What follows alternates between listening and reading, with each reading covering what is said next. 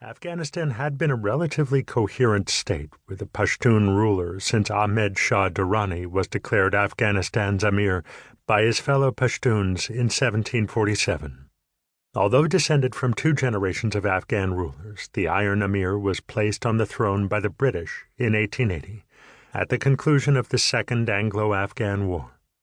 The resulting stain on his legitimacy meant that his throne was secure only as long as he defended it by force.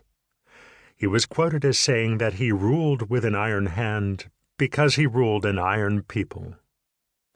This was a lesson that his successors perhaps did not learn.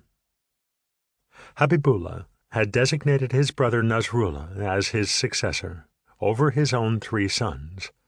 Nasrullah, who commanded the Afghan army and presided over the state council, and Habibullah's eldest son, Inyatullah, were both present in the hunting camp when he was killed. In accordance with the late ruler's wishes, Nasrullah declared himself the Amir. Inyatullah, who as the eldest son also had a claim to the throne, immediately gave Nasrullah support. Just as Habibullah had become Amir without conflict after his father's death, it seemed, at first, that succession would again be without bloodshed. But in the capital there was intrigue. Habibullah's third son, Amanullah, was the governor of Kabul province. He claimed that he should ascend to the throne by right of being the eldest son of Habibullah's first wife, Ulia Hazrat.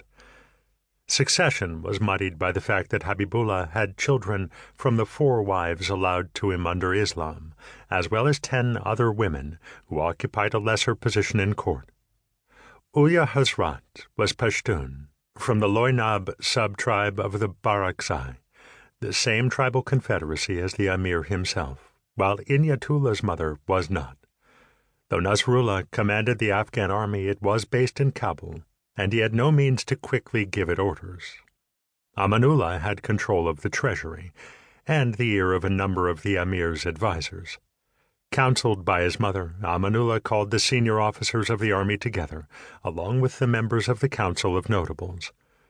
These were the largely hereditary elite who formed the Amir's court, from the foremost families within the capital.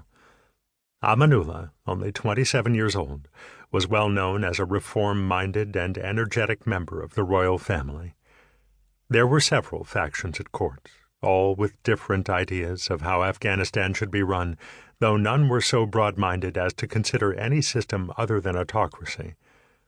Habibullah himself had been staunchly pro-British, and saw even small attempts at modernization purely as a means to increase his own wealth and prestige.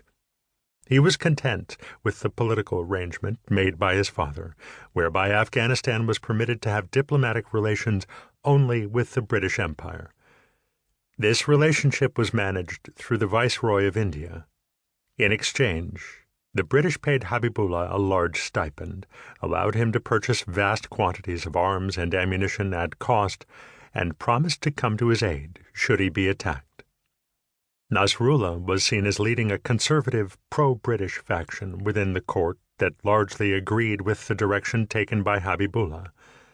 Nasrullah was also closely allied with the religious leaders of the country, who were Sufi clerics drawn from 2 major families, the Gayani and Mojaddedi. Although Afghanistan is now associated with religious extremism in the minds of many, Sufism is a moderate, mystical strain within Islam that emphasizes personal and direct contact with God, rather than strict regulation of outward behavior. Sufism was so widespread in Afghanistan that it was known as the Land of the Saints for the number of its Sufi shrines. Although Nasrullah agreed with Habibullah's acceptance of his status as a client king installed by the British, it did not sit well with everyone in the Amir's court. Amanullah was a member of an opposing nationalist pro-Turkish faction, although he was not its leader. That role was filled by his father-in-law, Mahmud Tarzai, whose daughter Soraya he had married in 1914. Tarzai's family had been exiled by the Iron Amir, and he had grown up outside of Afghanistan.